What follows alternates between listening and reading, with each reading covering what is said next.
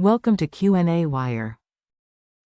Okay, so the time period is equal to 2 pi times square root L over G. L is the length of the rod, G is the acceleration of gravity. So therefore, L should be equal to GT squared over 4 pi squared.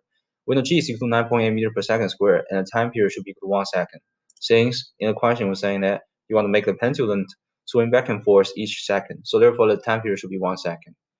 And therefore, we can determine the length of the rod. So L can be equal to 9.8 meter per second squared times 1.0 second squared over 4 pi squared, and this will give us the length of the rod is about 0.25 meter. And for the next question, so the length of the rod should be longer. Okay, if you try to include the mass of the rod in the calculations. Why? It's because if you include the mass of the rod, you raise the center of mass of the rod ball system closer to the pivot point. Okay, so therefore the period will be decreased.